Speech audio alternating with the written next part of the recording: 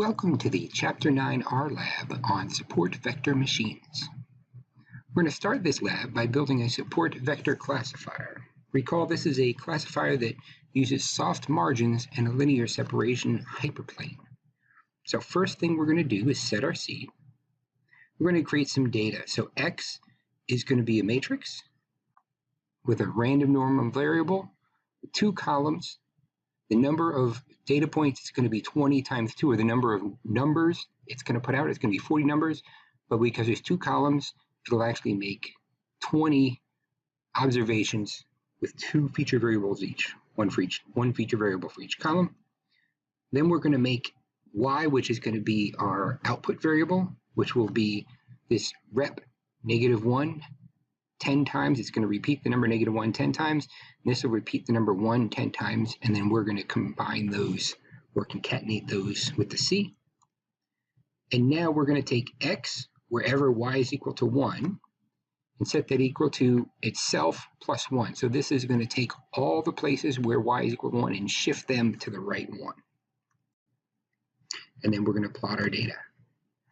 And so this is plotting X, and then the color depends on the value of Y. And so we have our blue class, and then the places where Y was equal to 1 are shifted to the right by 1 unit, and that's why our red class is somewhat separated from the blue, even though they were generated by the same random normal variable. And you can see there's no linear separation between these two. So now we're going to create our data and put it in the form of a data frame with our X's and Y's, and we're going to load a library we need. There's a good chance you will have, the first time you run this, a yellow bar across the top that allows you to install the E1071 library. And so you install it from there. Then we are going to submit, so we're going to fit our support vector machine, but we're going to do the kernel equals linear, which makes this the support vector classifier.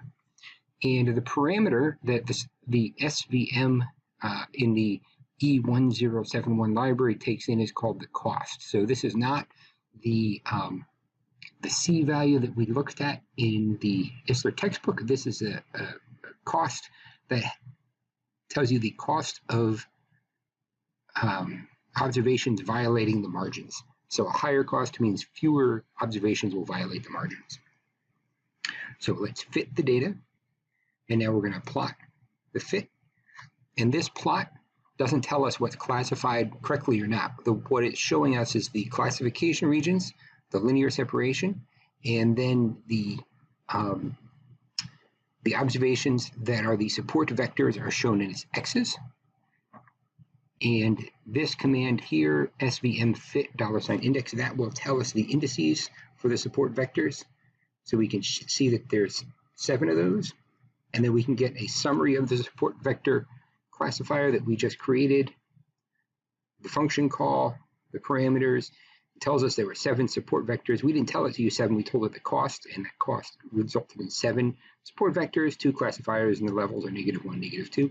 Let's run this again, but the cost will be 0.1 instead of 10, so it's lower cost.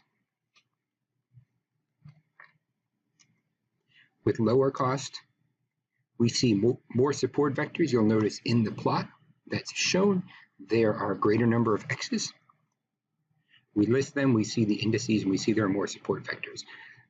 This library has the ability to tune using cross-validation. So we're going to tune the support vector machine with our kernel linear. So it's a support vector classifier, and the ranges that we're going to tune by are going to allow the cost to run over this set of values. And then we're going to get a summary of those tuning. And this shows us the cost for the different cost values that we looked at, and then the error for those different costs. And we see the lowest error occurred when the cost was 0.01. And so we can pull out the best model from that tuning. And so this is a process of parameter tuning, testing a number of different parameters. Sometimes we do it manually. This is very nice that this library comes with a way to do it automated and pick the best model. Then we get the summary of the best model, and it has 16 support vectors. And scroll down so we can see. Now we're going to build some new data. And we're building this to make a test data set. And then we apply our best model using this prediction to this test data set. And then we can get a table that tells us how well we did. And we look along the axis. These are the observations that were correctly predicted. So these were 9 were negative ones predicted as negative 1, 8 ones predicted as ones, and there were 3 errors. So that's 17 correct and 3 wrong. Let's use a different value for cost. So we're going to use this line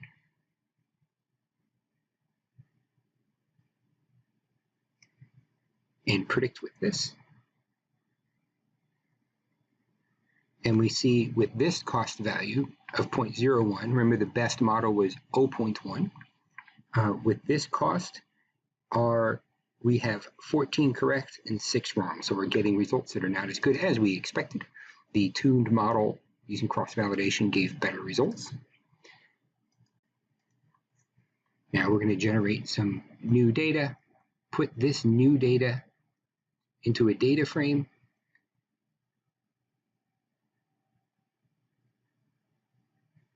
and look at some different results using different costs. So in this example, what we see is perfect separation. There are no errors in this prediction. But when we look at this separation with this line, it has 3 support vectors, and the margin is very small. And if we look at these 2 classes, this might not be the best line. So we're going to raise the cost to 1, which will allow a greater number of support vectors, or effectively a larger margin. And let's see how that gives us. If you look at those 2 classes in this plot, you might imagine a better separation between these 2 classes might go through where I'm drawing with the arrow here, as opposed to the line that's drawn here. Even though this gives perfect results, there's a number of observations that are right on that boundary, and we might get something robust with a different boundary. So here we're going to redo our support vector classifier with a higher cost that uses more support vectors, and we get a result that's probably going to be more robust. So that concludes our work with the support vector classifier. Let's look at some support vector machines.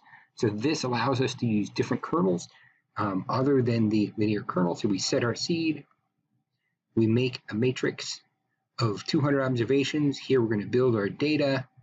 Similarly, we have some normal distributions, and we've shifted some of them. We've put them in a data frame, and now we're going to plot them. And see, we have the red data points in the middle, and then the black on either side. So there's no separation no linear separation that's going to separate these. When we look at where this data came from, we made 2-dimensional random normal variables, and we made 200 of them, and then we shifted some to the left and we shifted some to the right.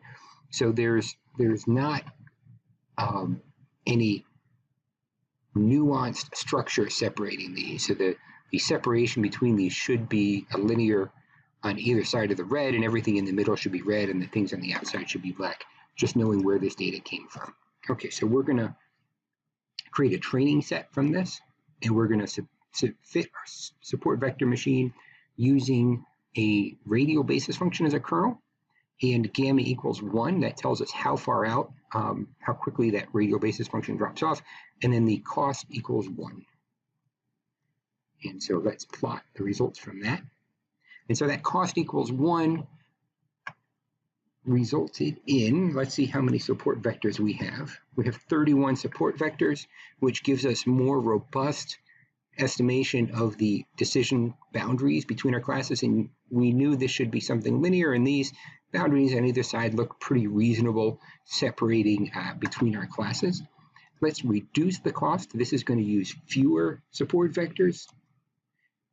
And let's look at the results. And using those fewer support vectors, we have in this plot what appears to be a less robust separation between the classes. Knowing where this data comes from, these are not the curves that would be ideal to separate these classes. This is overtraining because we chose a cost function that was too small.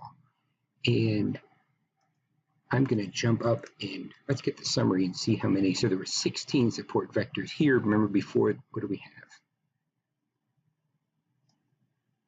Our support vector machine that looked good had 31 support vectors, which gave us more robust results. Here we only have 16, and so that doesn't work as well. Okay, now let's reset our seed.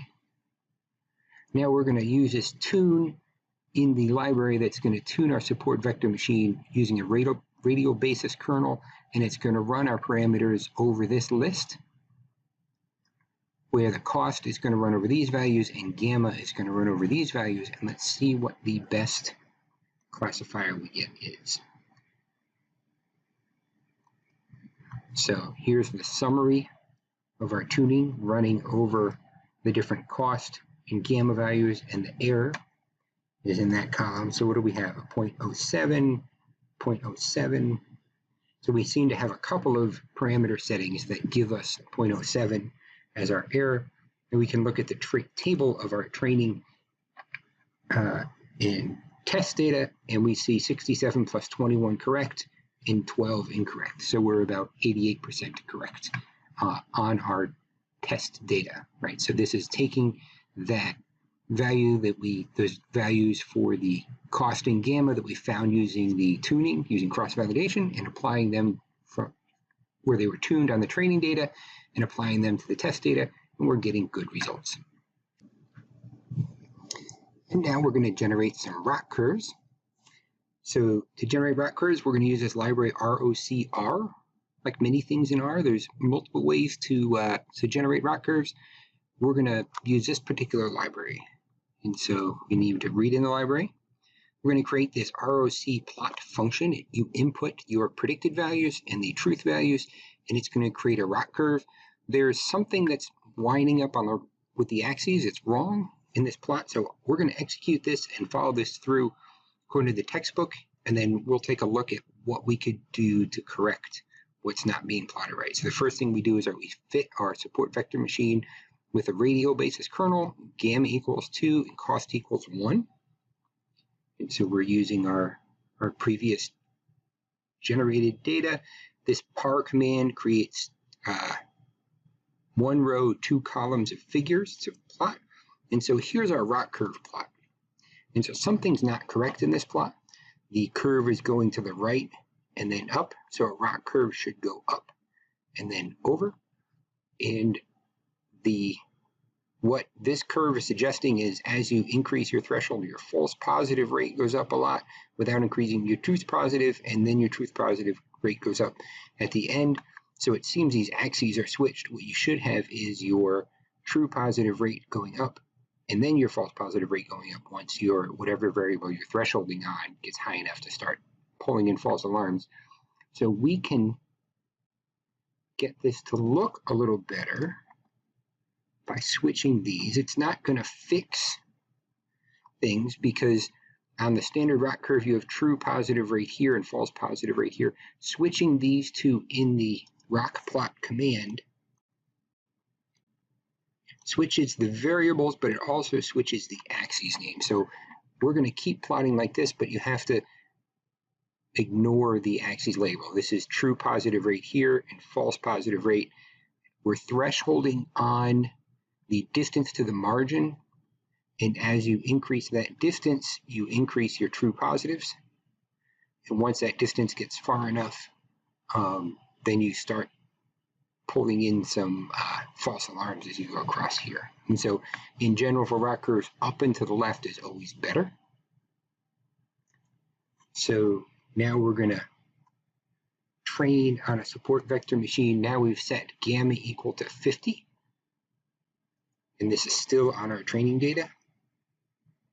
And so plot our results. When gamma is 50, we get perfect results.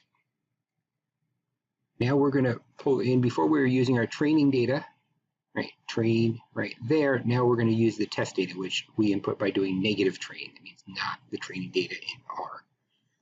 And so there's the plot on our test data using gamma equal to 2. And then on our test data, there's the result with gamma equal to 50. So what we see is On our training data, gamma equal to 50 looked better, but on our test data, gamma equal to 50 looked slightly worse. So maybe this gamma equals 2 is better, and it'll give us better generalization. It's going to generalize better. And those are how we generate some ROC curves using R. Thank you for watching.